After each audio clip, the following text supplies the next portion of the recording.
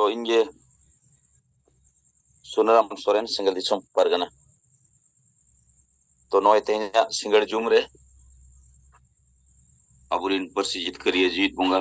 सलाते madam Sumitra Murmu और तेहना जुम रे सेरेट अकान सनाम सिंगल रिन कार्यकर्ता को जोतो को इन सेट खन सेंगेल जोहार तो नॉय अब जहां कमी गुरा को चला कना और उना रे जहां रिपोर्ट को नामो कना चाहे उना दो खबर कागज रे जहां छापा कान और बांग मानो यूट्यूब को रे चे बांग अब जहां को बो कमिया नोआ रे असर दो अड़ी पॉजिटिव के पड़ा कना और महल को चेतन रे उना रे दबाव हिजू कान कारण ते नोय लेताड़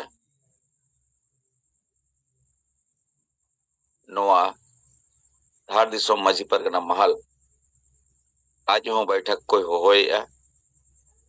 मेनखान उनारे नोय जे अब जहां कथा बो लईया नोआ चेतन रे नुकु सेट खन उनकाना आबुआ खिलाफ रे विचार दो बांग समावा कना मेनखान नोआ रे समर्थन रे तीन गान हर दो मेना को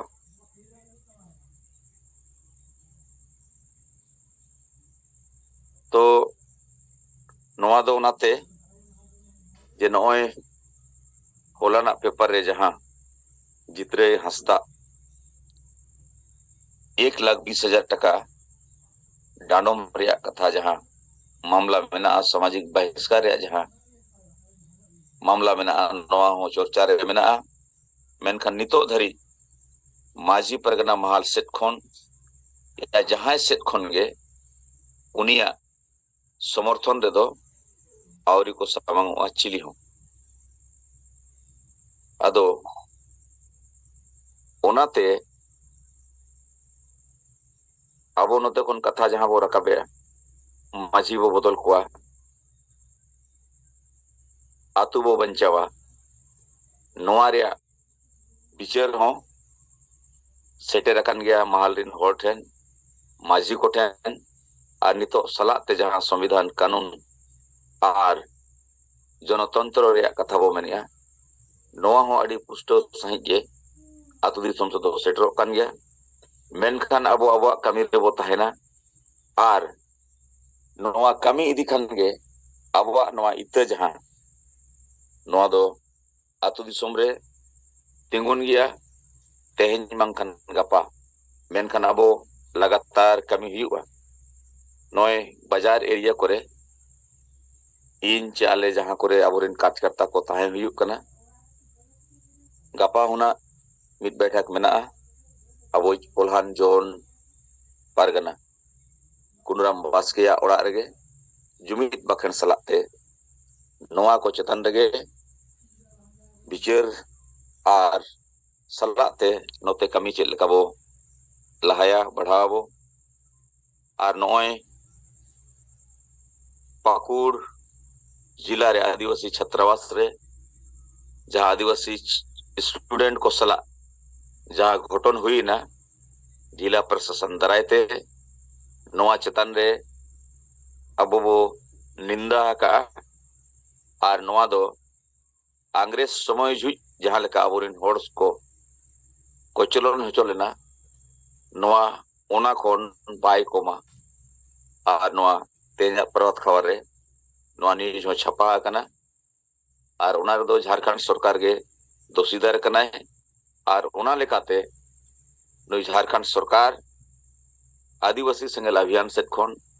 मोने गोटे राज रे नुया पर्दाफाश हुयु दरकार आदिवासी विरोधी मानसिकता और नोय जे अबोरिन होड़ नोआ झारखंड रे शिबू सोरेन हेमंत सोरेन बाप बेटा गे हासा रेजोगा चे बांग अब भाषा ते ओल पढ़ा बांग हुयु कान और अब नोय marang buruy akhriñok kan noare sanam khon jimawari do nukin bab beta ge kanakin ado ona lekate abo pure bharot reya mone gote raj re abo nukin Hemant सरकार पुतला दहन हुआ ताकि दिसम हर को बड़ाय मा झारखंड आदिवासी को सले अन्याय दो नुई गे कनाय और आजा वोट बैंक चक्कर रे नोडे संथाल परगना टोठारे नोय जे बाहरे रिन मुसलमान को हेज कते नोडे आबोरिन आदिवासी बोया को हसा रेजो रेया kami hura jahan chalak kana noa rokaw reya abo katha bo samangea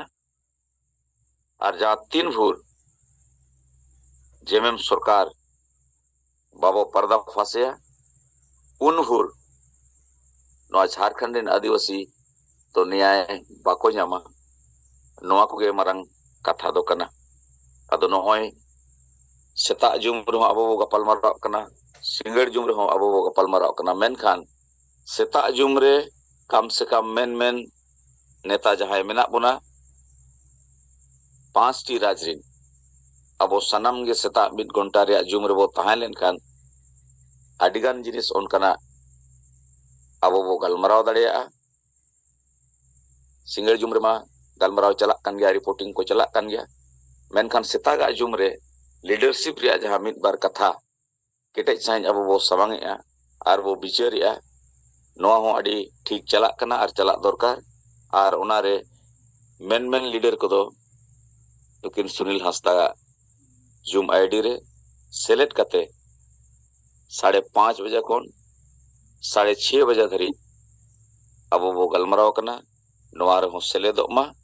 are नोआ ते अबो लीडरशिप डेवलपमेंट हो हुआ आर सलाते अबोरिन जहाय सेंगल कैप्टन को बनावा कना नुकु चेल लेकारे आकोठेन लीडरशिप रे आत्मविश्वास सलाते साहस सेंस ऑफ अर्जेंसी अबो चेल लेकारे नुकु ठेन बो सेटर दाड़ेया नोआ कोरेना गलमराव हो चलाक कना अदमा आलिन सेट खंदो निना गे लेकिन नोय जे अबो खबर कागज रे जगह को एमाबन कना चाहे उना दो उड़ीसा रे बारीपुदा जोन रे अबोई उड़ीसा पोनत पारगना नारायण मुर्मू कथा हुयु से बांग नितो नोआ कोल्हान जोन रे जहां अबो कमी करना नोआ रे कथा खबर कागज रे छापा कना लटू लटू नोआ ते बड़ायो कना जे अबोआ कमी होरा रे ओरसोंग दो पब्लिक ठेन सेनोक कना मेनखान नोआ हिजुक कान दिन रे जन आंदोलन रे रूपे हताव दाड़ेया मेनखान अबोआ कमी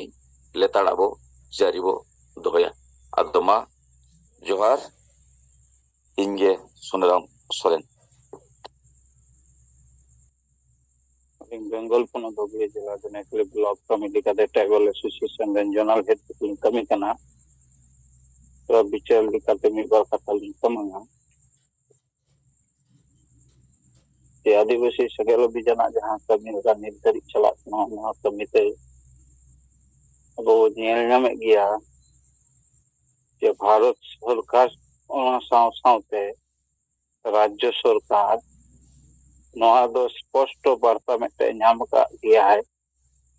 जे आदिवासी सेंगेल अभियान जहां कर्मसूची को नोआ कर्मसूची एकदम सठिक लिका कमी करना कारण नॉय पेपर मीडिया को ऑल बिलिदा नोआ दो ऐसे ही दो बाको ऑल गया नोआ दो बेटन सरकार दबाव तहन गया सरकार बेटन उकाटा एम छपा बाम छपा नुकाना कथा तहन स्टेट गवर्नमेंट से केंद्र सरकार ओना दबाव तहन गया मीडिया को ठेन अब होय जे अबो कथा मीडिया को ऑल दा अर्थात अबो कमी से अबो बिचार जहां दो सठिक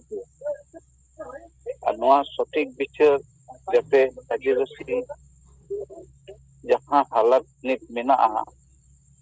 ओना हालत खन दो आदिवासी सेंगेल अभियान बिचार गे रकाब दारे आकोआय तमाम भारत रेन आदिवासी कारण नॉय जे मिटन कते मिटन आदिवासी अस्तित्व बंचावना नित लड़ाई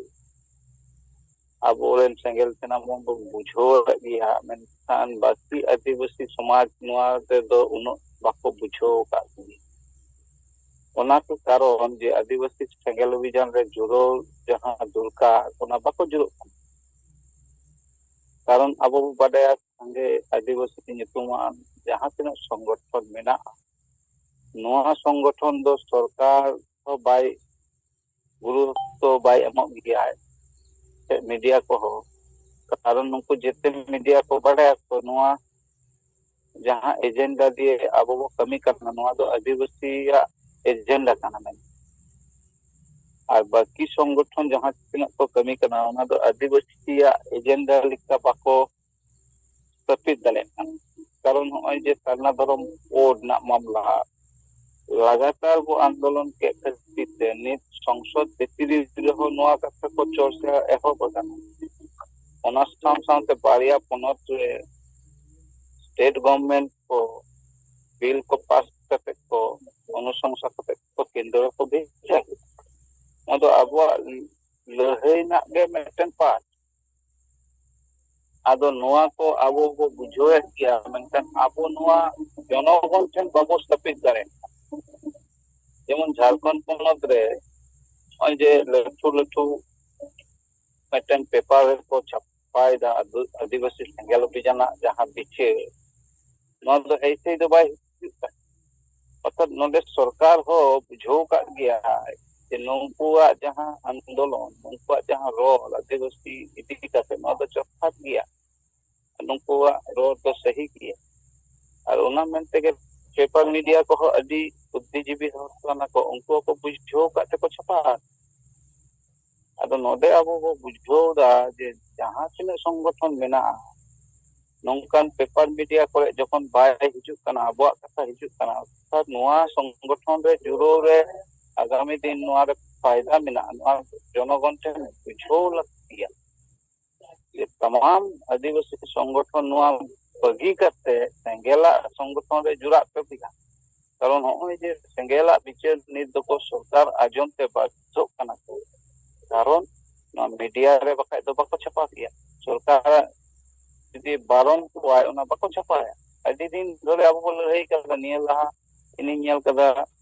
ओना अडी मारंग मारंग गण आंदोलन अब तलाते हुई कना मेनखान मीडिया बाको समान किया कारण ओना सरकार ओना बारन तहा को सरकार मेटन ओना लेगन बारन ते उनको बाको छपा अदो नित जे भावे लगातार अब जनगण को एक्सेप्ट पेदा कथा ते जनगण साव सावते सरकार हो बाध्य कना एक्सेप्ट ओना मुद्दा ओना लेकाते नोआ को छपायदा अदो नोआ अब जनगण ठेन प्रचार हुआ जे नोंकान संगठन रे जदि बापे गड़ोआ अब वो जितकर अटके लेकाते नोआ पहला विषय बुझाव हुआ जे ओना झारखंड पनत रे जहां तिना संगठन मेना सामाजिक संगठन उनको मेता को हुआ जे गंके आपे संगठन कोनो अस्तित्व बनुआ कोनो माने बिचार के बनु दो अदो कामो खानो संगठन नितुम ते ये तो पे चमचागिरिया और आदिवासी समाज पे गोदा पे कमिया नित धरी बापे आंदोलन बापे रकाब दरे कना मेटन जहां इशू ते नित धरी बापे मेटे जुमित ना कॉन्सेप्ट बापे समंग दरे कना तले जे खातिर ते नुकसान विक्षिप्त भावे पे कमी कना दिलावो आपे आपे हो पले आपे बेनार पे के नोडे पे जुक्त मा नोआ को दरे मेनखान एजेंडा पे मित मा जैसे आले दा ए आले धर्म कोड लतिया अब धर्म कोड सामा धर्म कोड ओना साथे झारखंड राजभाषा इमीडिएटली लागू मा नोआ को 30 पे रोला जेते मुसलमान जेते हिंदू जेते अब झारखंड कोनो को लूट कते को चाबायदा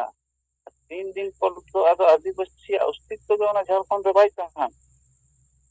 आदिवासी तो पूरा पेपर रे तहान को अदो जमीन रे तो आदिवासी बको पंजाते बको न्यामो কারণ আদিবাসীয়াগ যাহা হাসা ভাষা জাতি ধর্ম ইজ্জত আবাদি গে যদি বাং তাহানা তাহলে আদিবাসীয়াগ অস্তিত্ব তো বাং তাহানা ᱱᱚᱣᱟ ᱥᱤᱢᱯᱤᱞ ᱠᱟᱛᱷᱟ ᱱᱤᱛ ᱫᱷᱟᱹᱨᱤᱡ ᱵᱟᱵᱚ ᱵᱩᱡᱷᱟᱹᱣ ᱠᱷᱟᱱ ᱟᱫᱚ ᱛᱤᱥ ᱵᱚ ᱵᱩᱡᱷᱟᱹᱣᱟ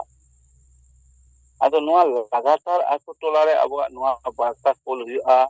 ᱟᱨ ᱱᱚᱣᱟ ᱢᱤᱰᱤᱭᱟ ᱨᱮ ᱟᱵᱚ ᱞᱟᱜᱟᱛᱟᱨ ᱵᱮᱭᱟᱱ ᱵᱟᱹᱡᱤ ᱮᱢᱟᱜ ᱦᱩᱭᱩᱜᱼᱟ ᱡᱮ ᱱᱩᱝᱠᱩ ᱟᱥᱞᱤ ᱫᱳষᱤᱫᱟᱨ ᱠᱟᱱᱟ ᱠᱚ ᱱᱩᱝᱠᱩ অরাজনৈতিক সংগঠন ᱧᱩᱛᱩᱢ ᱛᱮ ᱡᱟᱦᱟᱸ ᱫᱚ ᱥᱚᱨᱠᱟᱨᱟᱜ ᱪᱟᱢᱪᱟᱜᱤᱨᱤ ᱫᱟᱠᱚ ᱱᱩᱝᱠᱩ ᱜᱮ ᱫᱳষᱤᱫᱟᱨ ᱠᱟᱱᱟ ᱠᱚ ᱟᱹᱫᱤᱵᱟᱹᱥᱤ ᱨᱮᱭᱟᱜ ᱱᱚᱣᱟ ᱦᱟᱥᱟ ᱡᱟᱭᱜᱟ ᱨᱮᱡᱚᱜ ᱠᱟᱱ ᱨᱮᱦᱚᱸ ᱦᱟᱥᱟ ᱡᱟᱭᱜᱟ ᱴᱷᱟᱶ ᱥᱟᱶᱛᱮ ᱟᱹᱫᱤᱵᱟᱹᱥᱤ ᱠᱚ ᱫᱟᱞᱮᱫ ᱠᱚ ᱨᱮᱦᱚᱸ ᱱᱩᱝᱠᱩ সংগঠন ᱠᱚ ᱵᱟᱠᱚ ᱨᱚᱲ ᱮᱫᱟ আর রোড রᱮᱱᱟᱜ ক্ষমতা ᱦᱚᱸ ᱵᱟᱹᱱᱩᱜᱼᱟ ᱠᱟᱨᱚᱱ ᱡᱮᱛᱮ ᱜᱮᱛᱚ ᱱᱚᱰᱮ ᱡᱷᱟᱲᱠᱷᱚᱸᱰ ᱯᱚᱱᱚᱛ ᱨᱮᱦᱚᱸ ᱦᱮᱢᱚᱱᱛ ᱥᱚᱨᱠᱟর ᱴᱷᱮᱱ ᱠᱚ ᱠᱟᱹᱣᱰᱤ ᱠᱚ ᱧᱟᱢ ᱜᱮᱭᱟ ᱟᱠᱚᱣᱟᱜ ᱯᱚᱠᱮᱴ ᱢᱟᱱᱤ ᱞᱟᱹᱜᱤᱫ ᱟᱠᱚᱣᱟᱜ ᱵᱮᱠᱛᱤᱜᱚᱛᱚ ᱥᱟᱨᱛᱷᱚ ᱞᱟᱹᱜᱤᱫ ᱱᱩᱝᱠᱩ ᱠᱚ ᱠᱟᱹᱢᱤ ᱠᱟᱱᱟ ᱱᱚᱣᱟ ᱯᱚᱨᱤষ্কারᱚᱜ ᱠᱟᱱᱟ ᱱᱤᱛᱚᱜ ᱠᱟᱨᱚᱱ ঝাড়খণ্ড পনᱚᱛ ᱞᱮᱠᱟᱱ আদিবাসী স্টেট রে যদি আদিবাসী ᱠᱚ ᱫᱟᱞ ᱦᱚᱪᱚᱜᱼᱟ তাহলে ᱟᱫᱚ ᱪᱮᱫ ᱞᱮᱠᱟᱛᱮ ᱚᱠᱟᱨᱮᱢ ᱵᱟᱧᱪᱟᱜᱼᱟ সিম্পল থিওরি তেহেন যেমন উত্তর প্রদেশে আবো বো ñᱮᱞ ᱧᱟᱢ ᱫᱟ ᱤᱧ ᱥᱳᱥᱟᱞ ᱢᱤᱰᱤᱭᱟ ᱨᱮ ᱧᱮᱞᱮᱫ ᱜᱮᱭᱟ